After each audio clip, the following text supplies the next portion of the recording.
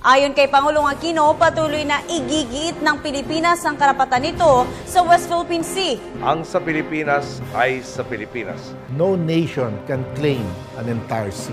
Sinabi ni Chinese Admiral Sun Jingguo na ang ginagawang construction ng China ay justified, legitimate at reasonable. Pagdating naman sa paglilingkod, buo po yung loob namin. China's latest moves are really changing the game.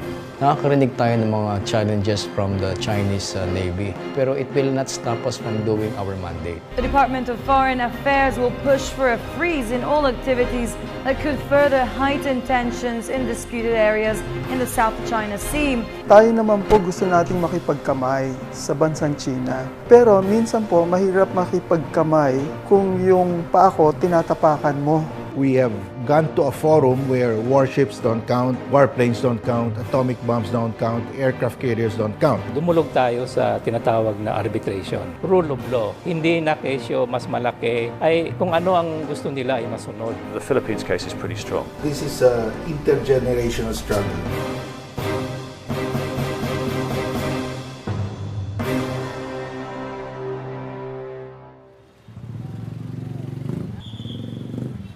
Sabay ito, nandito ka lang pala eh. Hanap ako na hanap sir. Yari ka, Tol. Ba't mo naman ginawa yun? Nagagalit sa iyo yung China. Hindi, alam mo, hindi natin kaaway yung mga mamayan ng China. Oh. Sa totoo lang, pinipilit nga natin ayusin itong problema nga to sa paraan na wasto, payapa, at higit sa lahat, naaayon sa batas. Sa batas? Sa batas. Batas? Oo. Sumama ka sa akin. Tara, doon tayo.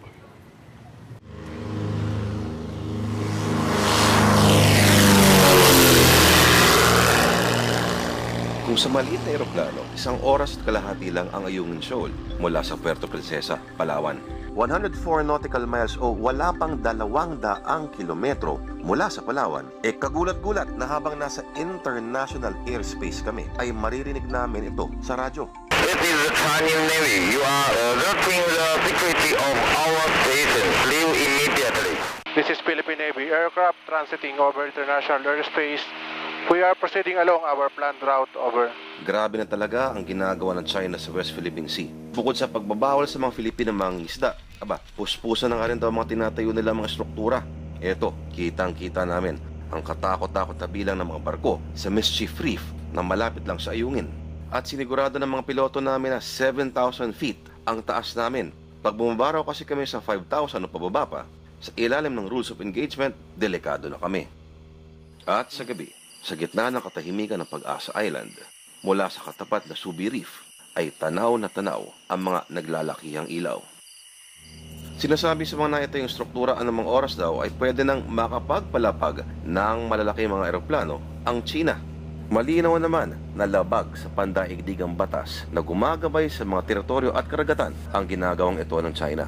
At alam niyo bang, halos 18 years nang sinusubukan ng Pilipinas na makipag-usap ng maayos. Pero lagi itong tumatanggi. At patuloy lang na ginigit ng China na wala naman daw dapat pag-usapan. Kanila naman daw talaga ang karagatan. Parang ganito lang yan.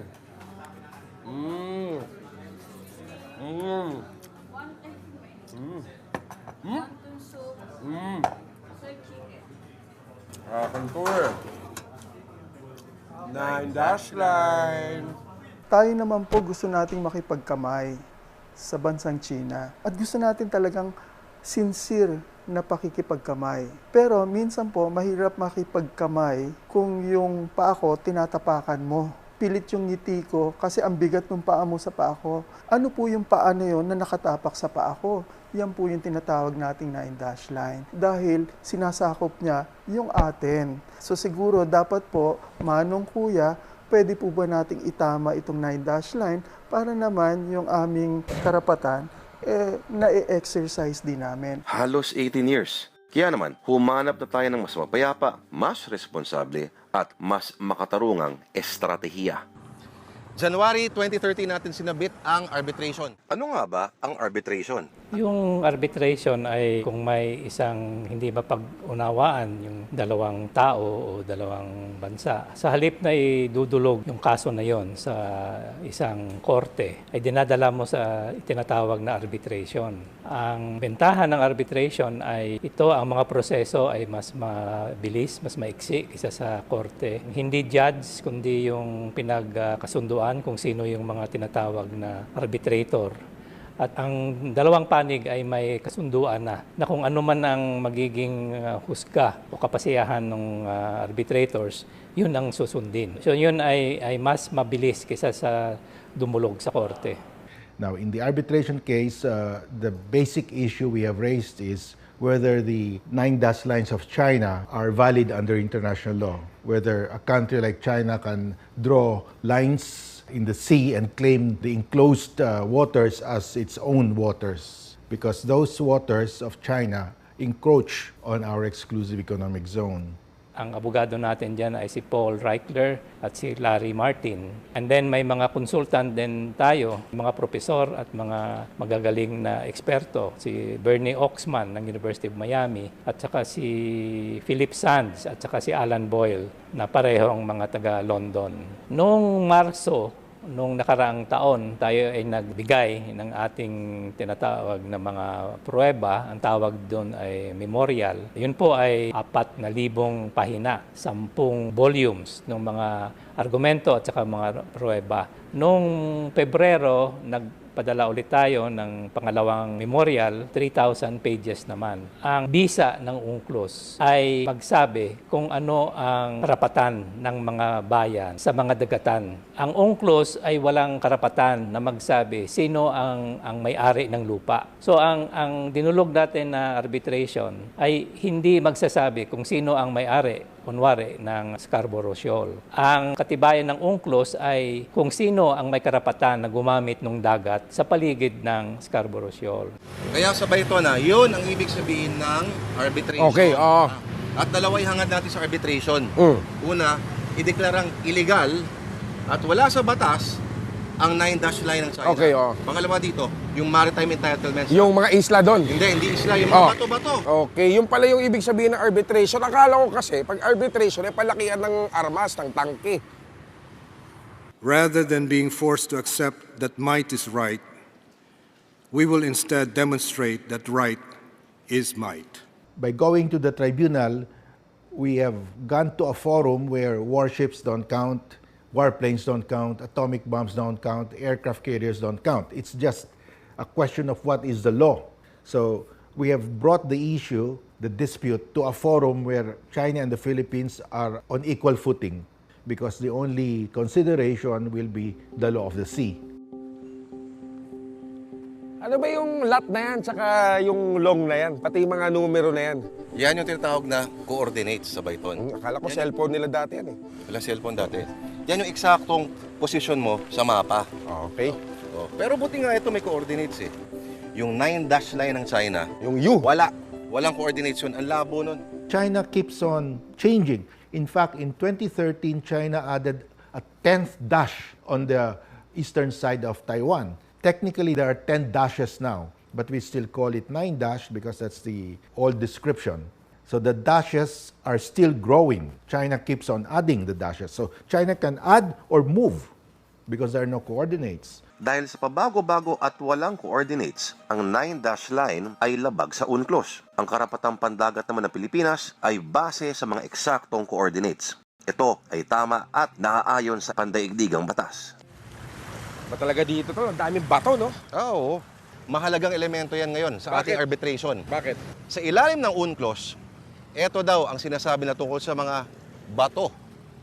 Ayon sa UNCLOS, kung ikaw ay nakatira sa isla na kaya kang buhayin na may natural na pagkukunan ng maiinom na tubig, pagkain at pananim, karapatan mo ring linangin, gamitin, pakinabangan para sa sarili ang mga yaman tulad ng isda, langis at mga mineral na sakop ng 200 nautical miles mula sa baybay ng islang tinitirhan mo. Ang pinaglalaban ngayon ng Pilipinas sa korte, ang mga inaangkin ngayon ng China sa practice ay hindi pwedeng tawagin mga isla, kundi pawang mga bato lamang. At ang iba pa nga ay luli o lulubog, lilitaw. Therefore, walang karapatan ito sa 200 nautical miles ayon sa batas. Ang Mischief Reef po o Panganiban Reef, ito po ay isang low tide elevation. Ang isang low tide elevation po, ito yung feature na pagka low tide, nasa taas siya ng tubig. Pero pagka high tide, nawawala po siya. Kumbaga po, sinasabi nila, now you see, now you don't. Yan po ay hindi isla. Dahil hindi isla yan, hindi po yan dapat pag-awayan o hindi yan capable sa territorial dispute. Hindi po pwedeng angkinin yan. Yan po ay nabibilang doon sa isang bansa na kung saan siya ay within 200. Kasi ang klasifikasyon ng isang low tide elevation continental shelf. So as continental shelf, kung nasa 200 kita, sakin ka. It seems pretty clear from previous descriptions of these islands that most of them are underwater at high tide, would be naturally, so therefore they're not islands at all, they don't count as islands. Or the other ones are literally just rocks, and so they don't get the 200 nautical mile exclusive economic zone. Ano kaya ang tsansa natin na sa atin papanig ang tribunal? I'm very confident that the tribunal will rule that the 9 dash lines are void, because the basic foundation of the law of the sea is that the high seas belong to mankind, and no nation can claim an entire sea. Our strongest argument is a state like China cannot appropriate what international law gives to us, our exclusive economic zone. Ang problema dyan sa 9 dash line na yan, nag-e-encroach siya doon sa lehitimong karapatan natin na sinabi ng UNCLOS ay atin. In fact, mga 80% ng ating exclusive economic zone at ng Vietnam at ng Malaysia ay nasasakop nitong 9 dash line. They cannot do that because otherwise you completely disregard the law of the sea, UNCLOS, and there is no more rule of law in the oceans and seas of our planet. Yung pinakamalakas na punto natin ay walang bisa nga yung tinatawag na 9 dash line. Sabi nila, meron silang mga historical rights. Ayun pong historical rights ay hindi batay sa UNCLOS. Wala namang professor of international law na naniniwala sa 9 dash line. Hindi talaga yan makatarungan. Walang basihan yan sa international law. Pumapanig sa atin ngayon na ang Vietnam, ang European Commission, kung batayan lang sa rule of law, dapat manalo tayo dito. Yun nga lang, ultimo sa prosesong ito, ang China, deadma. The Chinese don't really like the idea of putting their destiny into the hands of other people. They don't like the idea that a judge or whoever can come and decide what China should do. And so they don't like the idea that this permanent court of arbitration could, in effect, sort of tell China to limit its claims or, tell it where it could or could not extract fish or oil or something. And so that's why they're not taking part in the case. Hindi natin gustong gumawa ng kaaway ng kahit sino man. Pero karapatan natin na panindigan natin ang ating karapatan. Yan po ay importante sa isang bayan kung kanya pong nirerespeto ang kanyang dignidad. Yan po ang sinasabi natin. Nirerespeto po natin ang dignidad ng China, pero siguro respetuhin din ng bansang China ang dignidad natin. Ang tanong ay, manalo man tayo, susunod ba ang China? Sa international law kasi, walang tinatawag na international policeman. Walang police na magsasabi na sumunod ka. China likes to present itself as a sort of good neighbor, a responsible member of the international community. So to go directly against something that an international court has ruled would seem to go against the whole idea of China being a responsible member of the international community. So I would have thought that it would have an effect. I don't think it's going to make them dig up their bases and leave the South China Sea, and there's no way at all they're going to do that. But it might be a kind of reason for them to kind of stop expanding their claims. They would recognize that there were sort of limits to their ambitions in the South China Sea. Sa kasaysayan, ano-ano nga ba ang mga naresolba na sa ilalim nito? Ayon kay Paul Reichler, ang dalubhasang international lawyer na isa sa mga kumakatawan sa Pilipinas sa kasong ito, 95% daw ng mga desisyon sa international courts ay sinusunod ng mga nakatulang bansa. Gaya na lang ng nangyayari sa kaso ng Nicaragua versus US. There was a case, Nicaragua versus the United States. Nicaragua sued the US for violating its territorial integrity. The US mined the harbors of Nicaragua and supplied arms to the Contras. The tribunal later on, the ICJ later on, awarded about $30 million to Nicaragua for indemnity. In the end, there was compliance. China, I think in the end, will just have to follow because the world will be against China if there is a ruling declaring the 9 dash lines void. Sa totoo lang araw, inaasahan na sa arbitration, hindi lang Pilipinas ang makinabang, kundi ang buong rehiyon. Gawang ang West Philippine Sea naman ay pandaigdigang agusan. Inaasahan na rin na ang Pandaigdigang Tribunal ay papanig at kikilalanin ang karapatan ng Pilipinas. We will err on the right side by adhering to what is provided by law. Yan ang pinakamalakas na weapon natin. We might be a small country, but if the world opinion is on us, we will still be the winner, ika nga. We will be the winner. Kaya nga po ang ating Pangulo nagsalita noon, what is ours is ours. Ang ibig pong sabihin noon, kukunin lang po natin kung ano ang naaayon sa atin. Walang kulang, walang labis. Hindi po tayo aangkin ng hindi naman sa atin. Sino naman po ang magsasabi kung ano ang atin at ano ang hindi atin? Yan po ay naaayon sa batas. Ang sa Pilipinas ay sa Pilipinas. At kaya nating pumalag at ipagtanggol ang sarili tuwing may sisindak sa atin sa loob mismo ng ating bakuran. Hindi naman matatawaran talaga ang husay, tapang at pagiging makabayan ng mandirigmang Filipino. Meron tayong mahabang kasaysayan na magpapakita niyan. Kinakain na ng kalawang sa gitna ng kawalan. Ang Sierra Madre ay nagsisilbing outpost natin sa Ayungin Shoal. May nagsasabi nga na kung naghahanap ka ng simbolo ng buong tapang na pagbabantay at pagtatanggol ng sundalong Pinoy sa kanyang bayan, malamang ito yun. Gutay-gutay na, lumalaban pa rin. Sa Ayungin, ang Sierra Madre na lang ang nagsisilbing hadlang sa ganap na pagsakop ng China sa lugar. At atat na atat nga ang China na pumasok sa Ayungin kung pagbabasehan ang barkong ito ng Chinese Coast Guard na umaali-aligid lang sa labas ng bahura. Ang tumatao sa Sierra Madre ay mga magigiting nakawani ng Philippine Marines. Sina Teniente Mark Anthony Jordan at Sargento Arnel Paalan ay nagbantay sa karag-karag na barko mula Oktubre noong nakarang taon hanggang nitong Pebrero. Pakwento naman kung gaano kadelikado yung mismong paglusot doon sa Chinese Coast Guard para makarating sa Sierra Madre. Bali nung pagdating po namin doon, malayo pa lang nakita na namin yung dalawang Chinese Coast Guard. Nakabalandraw sila doon sa parang entrance. So ang ginawa po nung vessel namin, tinumbok niya yung rear side ng Chinese Coast Guard. Dahil malaki yung Chinese Coast Guard, medyo mabagal yung ikot niya. So doon po kami nakagain ng advantage para makapasok sa Ayungin Shoal. So, ang delikado po doon is hindi namin alam kung baka pumasok ko sa isip nila na banggain kami kasi nangyari na ho yun, ginawa na rin nila sa ibang bansa tulad ng Vietnam. Ganun. Bilang isang sundalo na na-assign doon, di naman din kami papayag na masakop tayo doon ng kabilang bansa. Kung ano yung tasking namin doon na binigay sa amin, gagampanan namin. Sa Sierra Madre, ang isang pangunahing kalaban nila ay kalungkutan. Lungkot po talaga. Sa part ko, as OIC doon, part ko ng trabaho ko na i-observe yung tropa. Titignan mo sila kung ano yung, kumbaga, baka may nakatungangan na lang dyan sa dagat o ganun, tapos nalulungkot. So, ang ginawa ko, bago ako umakyat dito, nagdala ako ng mga magazines, libro na babasahin. May hard drive po ako, pinuno ko ng movies, lahat yun.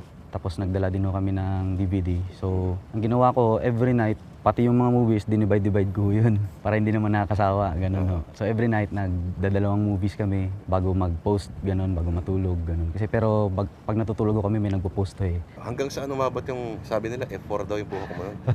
Opo. Bali, nung pumunta ko kami doon, nagdala kami ng gunting, tsaka shaver ho. Siguro mga after 2 weeks or 3 weeks, yung shaver ho namin, kalawang na. Hindi na namin pwede ipangahit. So, yung after a month, yung gunting namin, kinalawang na rin. So, hindi na rin nakakagupit ng buhok. Hindi raw nawawala ang barkong China sa lugar na ito. Kung sila Teniente at Sargento ay nagtsatsaga ng ilang buwan sa iisang bulok na barko na walang signal ng cellphone, walang internet at walang telebisyon, papalit-palit raw ang mga Chinese Coast Guards. Pag may aalis, may darating ding kapalit na barko. Kaya sa pagdadala ng mga supplies para sa mga nasa Sierra Madre, sinusubukan daw nitong harangin o pahirapan.